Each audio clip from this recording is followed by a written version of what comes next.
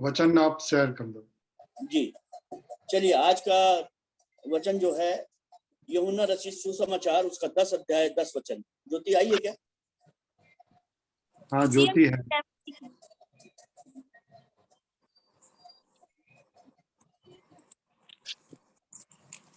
Uncle, यूहन्ना रचित सुसमाचार 10 का 10। 10 का 10। जी, पढ़े? जी हाँ, जी हाँ। जी, यूहन्ना 10 अध्याय उसका 10वां वचन। चोर किसी और काम के लिए नहीं, परंतु केवल चोरी करने और घात करने और नष्ट करने को आता है। मैं इसलिए आया कि वे जीवन पाए और बहुतायत से पाए।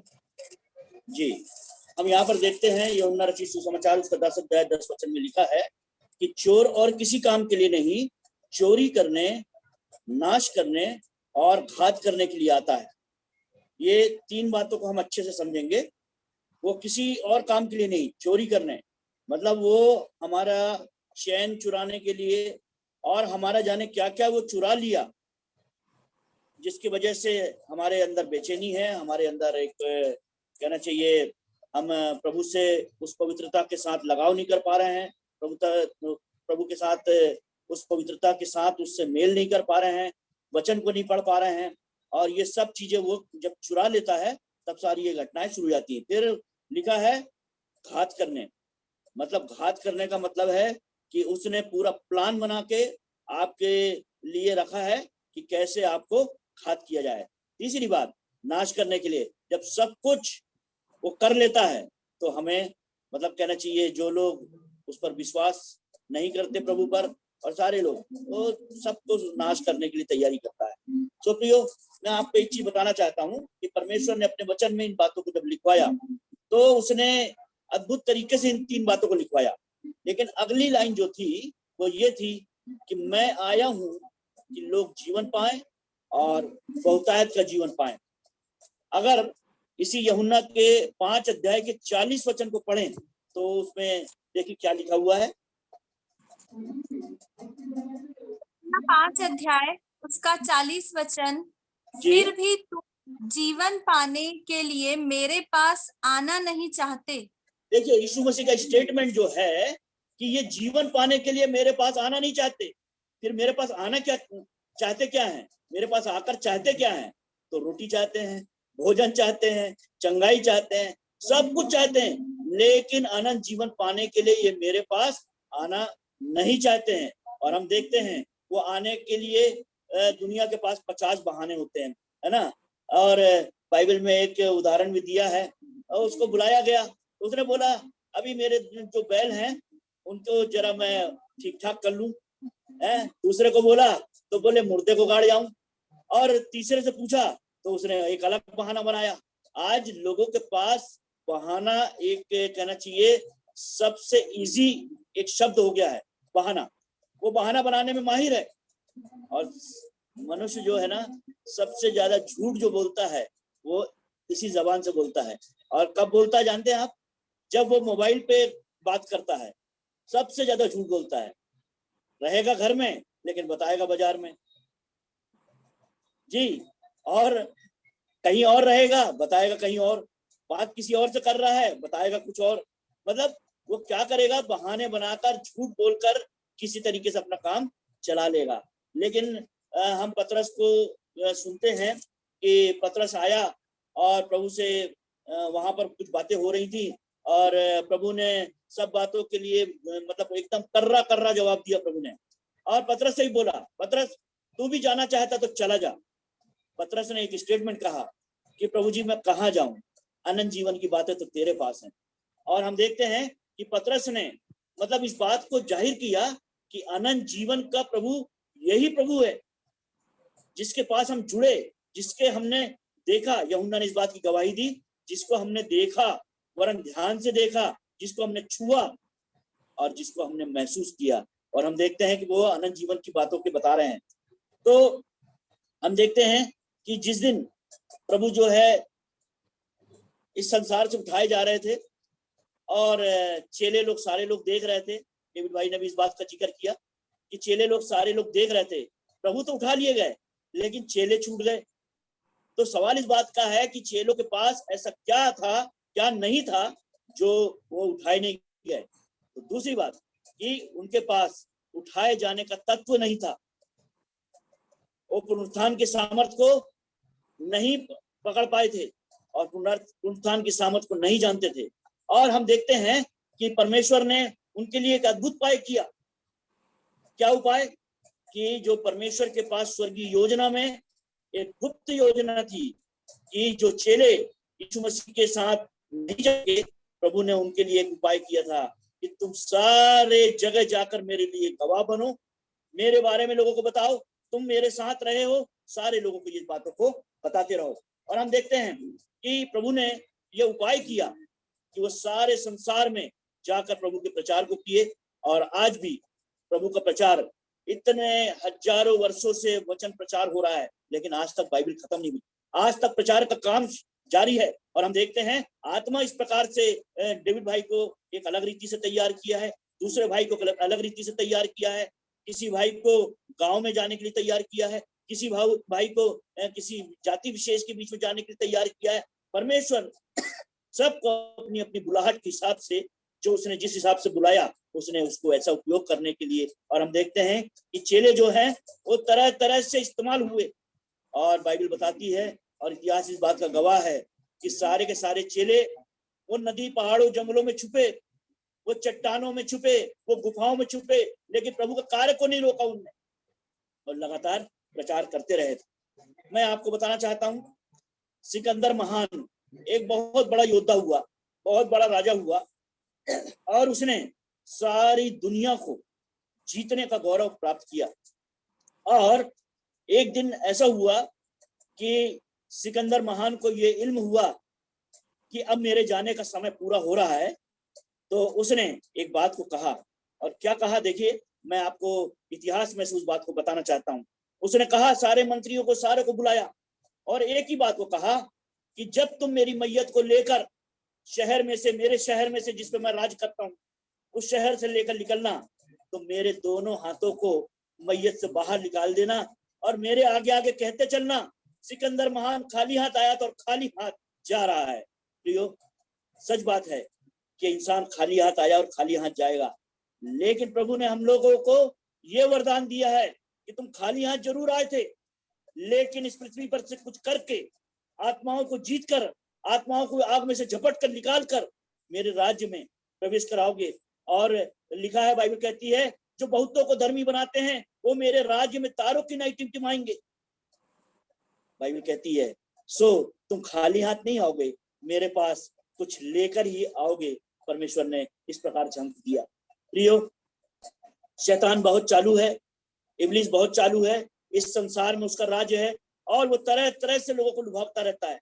मैं आपको एक उदाहरण के द्वारा समझाना चाहूंगा, और वो उदाहरण ऐसा है कि आपने जुगनू को देखा होगा, जो हमारे गांव में, देहात में, जंगल में जुगनू वो जलता है, बुझता है, जलता है, बुझता है, उसकी एक लाइट है उसके पीछे।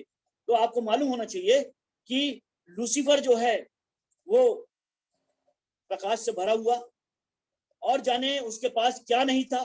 परमेश्वर ने सब वरदान उसको दिए थे, इवन ये भी कहा था कि स्वर्ग राज में लेन देन तू करना, सब काम जो स्वर्ग में है उसके लिए वो अपने मैनेजमेंट को संभालने के लिए सारी बातों को परमेश्वर ने उसका अधिकार दिया था। प्रियो, जुगनू के पीछे दो प्रकार के एंजाइम पाए जाते हैं जहां से वो जलता और बुझता है, जिसका नाम है लूसीफरेस और लूसीफरीन। ये दो प्रकार के एंजाइम जब ऑक्सीजन से क्रिया करते हैं तो वो जलता और बुझता है। आज शैतान भी ऐसा ही, लूसीफर ने भी ऐसा ही काम किया है। वो क्या किया है, सारे जवानों के आगे एक चकाचौंध को लाके रखा है, और वो क्या कर रहा है, जवानों को भटकाने का काम कर रहा है। उनको तरह तरह से जाल में फंसा के रखा हुआ है, ना जाने मोहब्बत के जाल में, ना जाने कहाँ के जाल में, सबको फंसा के रखा हुआ है। बस ऐसा ही एक चमकता धमकता सब चीज लाकर उसके सामने उसने रखा हुआ है।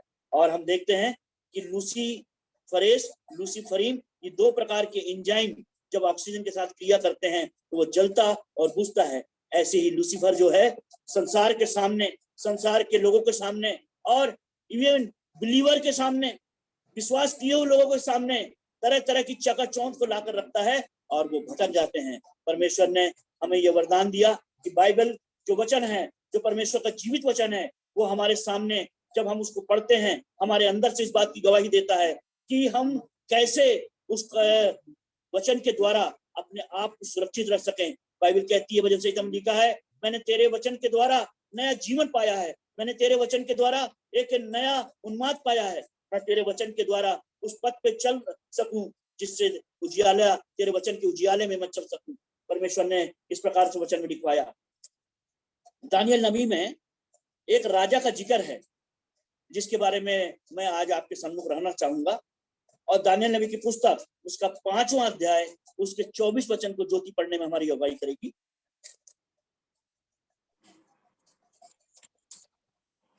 दानियल नबी की पुस्तक उसका 5वां अध्याय उसके 24 वचन को हम पढ़ेंगे। दानियल की पुस्तक उसका 5वां अध्याय उसका 24 वचन। जी।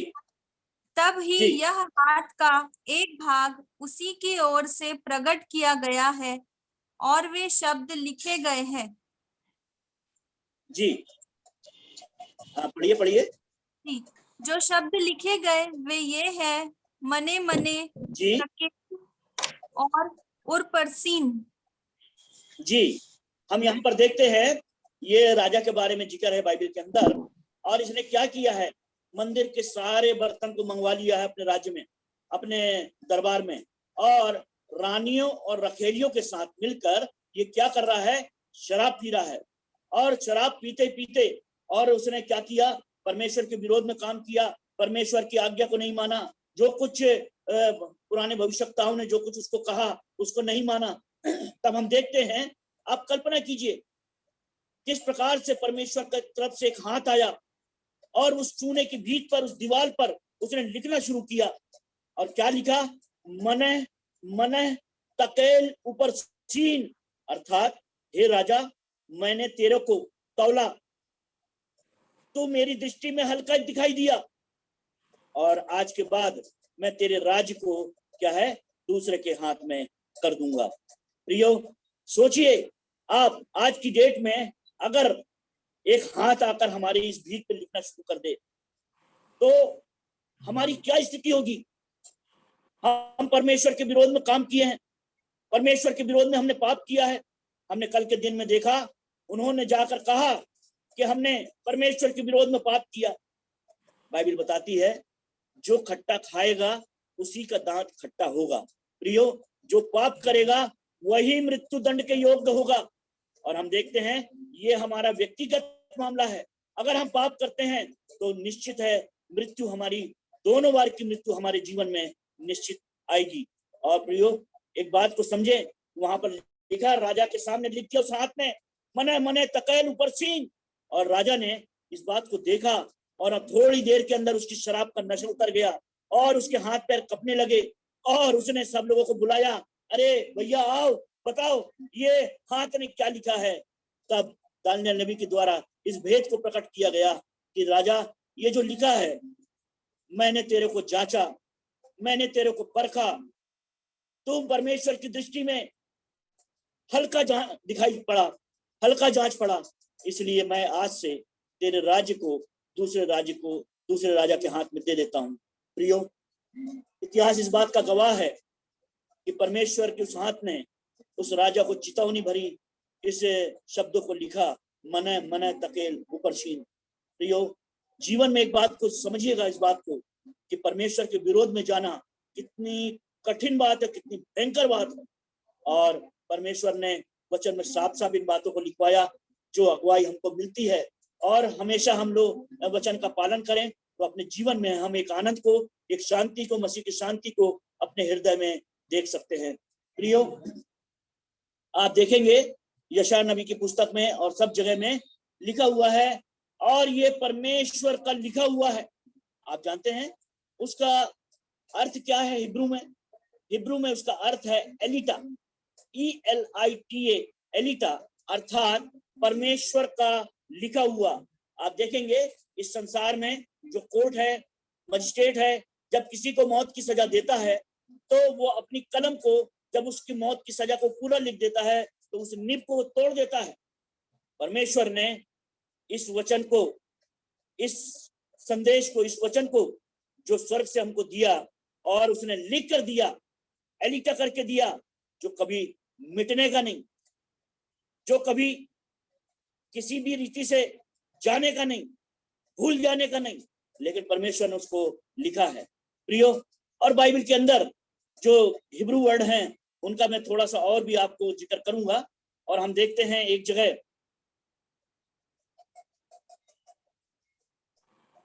जगह लिखा हुआ है कि नमान नाम का वो कोढ़ी, जिसके बारे में बाइबल में, इतिहास में जिक्र है और बाइबल में लिखा हुआ है।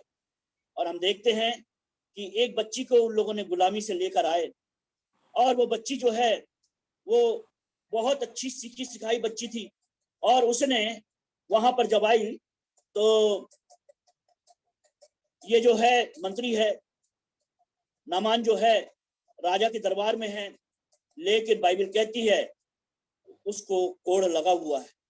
प्रियो, जब ये बच्ची आई तो इस नामान की पत्नी ने इस बच्ची से बातचीत किया और उसको थोड़ा सा बताई कि मेरे पति का कितना जलवा है राजमहल के अंदर, कोई भी ऐसा निर्णय जो लेना है राजा को, वो मेरे पति के बगैर लेता नहीं, और उसका सारा जलवा है, वो सारा अधिकार के साथ सारा काम करता है। लेकिन मेरे को एक बात की तकलीफ है, लेकिन शब्द जब आए तो हमको जरूर सोचना है। लेकिन मेरे पति को एक गंभीर बीमारी है, कोढ़ की बीमारी है, और वो राजा के महल में है। सो बच्ची ने उसको एक बात को बताना शुरू किया, अगर तेरा पति शमरोन देश के भविष्यवक्ता के पास होता या जा सकता है तो तेरे पति का ये कोढ़ भी शुद्ध हो सकता है। प्रियो, ये सारी बातों को मैं बताऊंगा नहीं, लेकिन आपने पढ़ा हुआ है।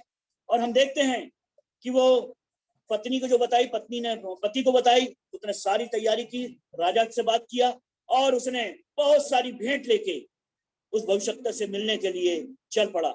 और हम देखते हैं कि जब भविष्यवक्ता के पास पहुंचा तो अपने उसने एक सर्वेंट को आगे भेजा, और भेजने के बाद जब भविष्यवक्ता ने उससे कहा कि तेरे उस व्यक्ति को, मंत्री जो है वो इतना महान है क्या कि वो मेरे से बातचीत करने के लिए तुझे भेजा है। और हम देखते हैं कि वो व्यक्ति जाके इस नामान कोढ़ी को बताता है और वो कहता है, वहीं से दूर से कहता है कि जा यर्दन में 7 बार डुबकी लगा ले। सो उसने कहा, अरे वो मेरे से बातचीत भी नहीं करना चाहता, ये भविष्यवक्ता इतना बड़ा है क्या? और मैं तो मेरे राजा के यहाँ, जहां पर मैं राजमहल में रहता हूँ, मेरा इतना मान सम्मान है, वो अहम से भर गया। लेकिन इस व्यक्ति का जो सर्वेंट है उसने कहा, प्रभु अगर वो कह रहा है, भविष्यवक्ता कह रहा है, तो उसका कहना मान ले और मान के देख ले, जाके यर्दन में 7 बार डुबकी तो लगाने की बात है, चल लगा लेते हैं। और हम देखते हैं कि वो यर्दन के पास गया, यर्दन में 1 डुबकी, 2 डुबकी, 3 डुबकी, 7वीं डुबकी जब वो लगाया, और हम देखते हैं बाइबल बताती है उसकी देह जो है पहले जैसी, जैसे बच्चों की देह होती है वैसी शुद्ध हो गई। और हम देखते हैं कि वो अपने आप को शुद्धता में पाया, और हम देखते हैं कि वहां पर लिखा हुआ है कि वो शुद्ध हो गया, वो चंगा हो गया। और हिब्रू जो वर्ड है वो उसको कहते हैं सोजो अर्थात पूर्णतः चंगाई प्राप्त किया हुआ व्यक्ति, पूर्णतः चंगाई देने वाला परमेश्वर ने पूर्णतः चंगाई इसको दिया। और ये शब्द जो है सोजो, पूर्णतः चंगाई के लिए इस्तेमाल किया गया है। परमेश्वर का धन्यवाद हो, उसने उस भविष्यवक्ता के कहने को माना, उसके कहे हुए शब्द को माना, और उसने कहने मानने के द्वारा और परमेश्वर की ओर से बड़ी चंगाई को प्राप्त किया। प्रियो, बाइबल के अंदर जब आप भजन संहिता को पढ़ेंगे, हबक्कू नबी को पढ़ेंगे, तो वहां पर बार बार आप देखेंगे वचन के नीचे शेला शब्द लिखा हुआ है, शेला शब्द। और बहुत गंभीर बात है, एक बहुत अच्छी बात है, एक भेद की बात है वो शेला। वो पूरी बाइबल में लगभग 59 बार लिखा गया है, पूरी बाइबल में। हबक्कू नबी में 3 बार और भजन संहिता में 56 बार ये आया है। सेला का मतलब है, हिब्रू में सेला जो है उसका मतलब है रुक कर सोचना, रुक कर देखना, रुक कर सोचना। मतलब वचन पे परमेश्वर का वचन कह रहा है, वहां पर जो लिखा हुआ है उसको रुक कर सोचें। ऐसा नहीं कि फर्राटेदार मतलब जैसे ट्रेन चली जा रही है, पढ़ते हुए चले जा रहे हैं हम लोग। और आज के इस संसार में हम देखते हैं कई लोग वचन को ऐसे पढ़ते हैं, बस खोल के देखते हैं और ऑफिस चले जाते हैं। कौन सा वचन आया खोल कर देखते हैं और चले जाते हैं। प्रियो, बाइबल कहती है, वचन कहता है, और सेला शब्द जो है कहता है रुक कर सोचना और उसको देखना और उसको समझने की बात है। सो पवित्र आत्मा इस बात के लिए अगुवाई करता है कि वो कैसे समझाया जा सके। बाइबल कहती है जब तक कोई बताए नहीं तो कैसे हमको समझ आएगा। सो प्रभु का धन्यवाद हो, प्रभु के लोग जो ज्ञान से परिपूर्ण किए गए हैं, पवित्र आत्मा के द्वारा जो उनको मिला है वो परमेश्वर ने उनको दिया है, उनके द्वारा हम लोग इन बातों को सीखते हैं। प्रियो, दूसरा राजा उसके दूसरे अध्याय में प्रभु का एक सेवक जो भविष्यवक्ता है, हम देखते हैं एक मनभावने शहर में गया और वहां पर बहुत सारी स्त्रियां उससे मिलने के लिए आई। और आपके पास अगर ये जीवन की बातें हैं जो परमेश्वर ने उन भविष्यवक्ताओं को दिया, परमेश्वर ने अपने बच्चों को दिया, बेटों को दिया, आज के सेवकों को दिया। हम देखते हैं कि भविष्यवक्ता जब उस जगह पर पहुंचा तो बहुत सारी बहनों को ये पता चला कि कोई भविष्यवक्ता आया है, सो उससे मिलने के लिए गई। और वो लिखा है वो शहर जो है दूसरे राजा में, दूसरे अध्याय में, वो शहर जो है वो एक मनभावने स्थान पे बसा हुआ है। चारों तरफ हरियाली है, चारों तरफ खूबसूरती है। और वहां पर हम देखते हैं जब बहनें उससे मिलने के लिए आई तो उसने एक ही बात कही कि प्रभु के दास, तू यहाँ आया है, लेकिन हम बहनों के पास जो गोद में भरने की खुशी होना चाहिए, हमारे पास जो बच्चे की खुशी होना चाहिए, वो हमारे पास नहीं है। क्योंकि ये जमीन जो है इसमें वो श्राप है। यहाँ का पानी पीने के द्वारा हम लोग को जो गर्भ नहीं ठहरता और हम लोग के पास बच्चों की आशीष नहीं है। उन्होंने प्रभु के सेवक से कहा। प्रभु के सेवक ने तुरंत एक कप मंगाया और कप के अंदर उसने नमक को लिया और बाइबल कहती है वो नदी के तीर पर उतर गया और वहां से पानी को लेकर और उसने परमेश्वर की तरफ स्वर्ग की ओर दृष्टि की। और दृष्टि करने के बाद परमेश्वर से वो बोला कि परमेश्वर, आज मैं तुझसे विनती कर रहा हूँ, इन बहनों को दर्द को मैंने देखा, आप भी इन बहनों पर दया कीजिए। और उसने क्या किया, उससे नमक भरे उस पानी को जो लिया और परमेश्वर, मैं तेरी ओर से एक आशीष को चाहता हूँ और इस पृथ्वी के, इस जमीन के इस श्राप को तू दूर कर दे। और उस पानी को डालना शुरू किया और हम देखते हैं वो बहनों से मिलकर चला गया और बोलता हुआ गया, अगली बसंत ऋतु में जब मैं आऊंगा तो परमेश्वर की आशीष आप सब बहनों को मिल चुकी होगी। और प्रियो, इतिहास इस बात का गवाह है कि प्रभु के लोग जहां जहां जाते हैं एक बड़ी आशीष को वो वहां लेकर जाते हैं। उस पृथ्वी के उस श्राप को, उस जमीन के उस श्राप को परमेश्वर के इस भक्त के द्वारा परमेश्वर ने दूर किया और उसकी विनती को सुनकर महिलाओं को, उस बहनों को प्रभु ने जो बच्चों की आशीष दी वो एक बहुत अद्भुत आशीष दी। प्रियो, मैं आपको आज एक बात और जरूर बताना चाहूंगा। परमेश्वर ने बहुत अद्भुत अद्भुत घटनाओं को इस बाइबल के अंदर रखा है। मैं आपको बताना चाहूंगा कि परमेश्वर ने अपने वचन के अनुसार जो उसने कहा था उसको पूरा किया और पूरा करने जा रहा है। बहुत कुछ बातें पूरी होने जा रही हैं, भविष्यवाणी की बातें पूरी हो जा रही हैं और जो प्रेरितों के ऊपर उसने जिम्मेदारी को सौंपा वो प्रेरित लोग उस काम को करके परमेश्वर के राज की स्थापना कर रहे हैं। बहुत से आत्माओं को आग में से झपट कर निकाल रहे हैं, परमेश्वर के लिए तैयार कर रहे हैं। और प्रियो, मैं आपको बताना चाहूंगा बाइबल के अंदर 2 भाइयों का जिक्र है और हम देखते हैं ये जो भाई है इसका नाम है रूफस और अलेक्जेंडर। जब आप इसको रोमियो की पुस्तक में पढ़ेंगे तो आप देखेंगे कि बाइबल में ये दोनों बच्चों का जिक्र है जिसको परमेश्वर ने एक अद्भुत आशीष से नवाजा। मैं आज आपको बताना चाहता हूं, जब हम बच्चों की आशीष को उन बहनों को मिली तो ऐसे ही ये बच्चे भी हैं जो यहाँ पर जिनका जिक्र है रोमियो की पुस्तक में, रूफस और अलेक्जेंडर, ये दो। और हम देखते हैं कि बाइबल के अंदर प्रभु के क्रूस को उठाने वाला जो व्यक्ति था, उसका नाम मैं आप लोग से पूछना चाहूंगा, आप बताएंगे प्लीज। अपने अपने वीडियो को खोलिए जी। निमिषा, ज्योति, मनीष भाई, अमन भाई। समौन करके थे, समौन जी, समौन समौन।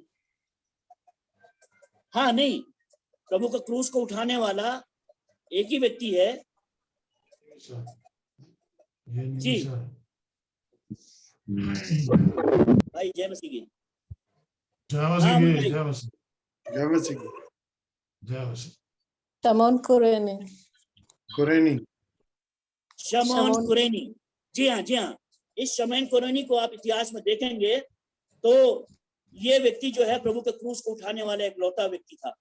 और हम देखते हैं जब उसको वो अपने परिवार से दूर आकर वो अपने उस जगह पर था, तो लिखा है सैनिकों ने उसे बेगार में पकड़ा और प्रभु के क्रूस को लादने का उसको आग्रह किया। और हम देखते हैं कि उसने जो है उनसे बार बार बोला होगा, आप थोड़ा सा उसको पीछे जाके देखेंगे, उसको बार बार बोला होगा, अरे आप लोग कहाँ मेरे को ये सब कामों के लिए कर रहे हैं? मैं तो मेरे घर से अपने घर के काम के लिए निकला हूँ। लेकिन प्रियो, उन लोगों ने, रोमी सैनिकों ने जोर जबरदस्ती से प्रभु के क्रूस को उस पर लादा।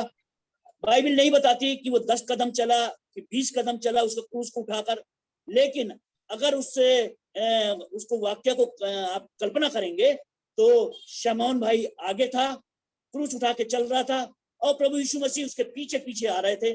और हम देखते हैं कि प्रभु ने शमौन की तरफ देखा, शमौन ने प्रभु की तरफ देखा और इन दोनों की आंखें चार हुई। और प्रभु ने अपने उसमें एक सामर्थ्य में होकर शमौन भाई से कहा, शमौन भाई थोड़ी देर के लिए मेरे क्रूस को आपने उठाया है, थोड़ी देर के लिए आप मेरे क्रूस को उठा लीजिए। और हम देखते हैं कि बाइबल नहीं बताती कि वो 10 कदम चला, 20 कदम चला। थोड़ी देर के बाद उन लोगों ने वापस क्रूस को प्रभु के ऊपर लाद दिया और प्रभु को वो गुलगुता पहाड़ी की तरफ ले गए। लेकिन प्रियो, मैं आपको बताना चाहता हूं कि शमौन कुरेनी अपने जब घर गया तो अपने परिवार से इस बात की चर्चा किया कि सारे लोग, सारे रोमी सैनिक, सारे और वहां के लोग उसको एक गुनाह को इतनी बेदर्दी से मार रहे हैं और उसका अपमान कर रहे हैं, उसके मुंह पे थूक रहे हैं, ना जाने क्या क्या कर रहे हैं। लेकिन मैंने थोड़ी देर उसके क्रूस को उठाया। प्रियो, जिस दिन शमौन कुरेनी ने अपने प्रभु के क्रूस को उठाया था, उस दिन उसके बच्चे 2 साल 3 साल के थे। प्रियो, इतिहास इस बात का गवाह है कि समय गुजरता चला गया और इसके दोनों बच्चे भी जवान हुए, ये दोनों बच्चे भी पढ़ाई करके जवान हुए। लेकिन प्रियो, प्रभु के उस क्रूस को उठाने का जो प्रतिफल उसने, प्रभु ने शमौन कुरेनी को दिया, मैं वो चीज आपको बताना चाहता हूँ। प्रियो, बच्चे जवान हुए, पढ़ाई लिखाई किए, बच्चे वहां पर जिस जगह पर थे, उस कुरैन की उस जगह पर, वहां पर बाइबल बताती है, इतिहास बताता है इस बात को कि शमौन कुरेनी के ये दोनों बच्चे रूफस और अलेक्जेंडर, एक उसी देश का राष्ट्रपति बना और दूसरा जो है उसी देश का गवर्नर बना। जी जी भाई, कुछ नहीं, ये दूसरा सवाल जी। और ये जो दोनों पद जो है, बहुत बड़े पद, एक राष्ट्रपति का पद और एक गवर्नर का पद, इन दोनों बच्चों को दिया गया। प्रियो, मेरा सिर्फ एक ही कहना है कि प्रभु के लिए काम करें, छोटा करें, बड़ा करें, ईमानदारी के साथ, पवित्रता के साथ, जिम्मेदारी के साथ, अच्छे से ईमानदारी के साथ करें, भरपूरी से के साथ करें। और जैसे शमौन भाई ने किया, उसको बच्चों को प्रभु ने आशीष दी और इतने बड़े पदों पर बैठाया। आज आप प्रभु के लिए अपना छोटा सा कुछ भी कुर्बान करेंगे, प्रभु आपको खाली नहीं छोड़ेंगे, आपके बच्चों को खाली नहीं छोड़ेंगे, उनको भी आशीष करेंगे। प्रभु के वचन के हिसाब से चलने के लिए, प्रभु के वचन के प्रकाशन में चलने के लिए, पवित्र आत्मा से भरपूर होकर चलने के लिए प्रभु ने जो आपको शक्ति और सामर्थ दिया है, ईमानदारी से चलें, बेहतरीन चलें, प्रभु के साथ साथ चलें। जैसा हनोक, परमेश्वर के वचन बताता है कि वो परमेश्वर के साथ 300 साल तक चलता रहा। आज 1 मिनट, 1 घंटा एक दिन कोई नहीं चल पाता, बार बार गिरता है, बार बार उठता है, फिर पाप करता है, फिर करता है। लेकिन प्रियो, हनोक हमारे जीवन में एक ऐसा उदाहरण है, वो 300 साल तक परमेश्वर के साथ साथ चला, और हम देखते हैं बाइबल बताती है कि परमेश्वर ने उसके साथ एक बड़ी भलाई की और उसे अपने साथ ले लिया। प्रियो, परमेश्वर का धन्यवाद हो आज के इस दिन में, जब हमने अनंत जीवन की बातों को समझा। अनंत जीवन पतरस को समझ में आया और उसने प्रभु से कहा, प्रभु मैं किधर जाऊं? अनंत जीवन की बातें तो तेरे पास हैं, मैं तेरे पास ही रहना चाहता हूँ, तेरे पैर के पास रहना चाहता हूँ, तेरी संगति में रहना चाहता हूँ, तेरी पवित्रता में, तेरी हुजूरी में, तेरे सानिध्य में रहना चाहता हूँ। मैं और मेरा परिवार, मैं भी रहना चाहता हूँ। मैं यहोशू के समान कह सकता हूँ, मैं और मेरा परिवार सिर्फ यहोवा परमेश्वर की, जीवित परमेश्वर की सेवा करेंगे। प्रभु का धन्यवाद हो। प्रभु आपको इन सब वचनों के द्वारा आज आशीष करे। Thank you.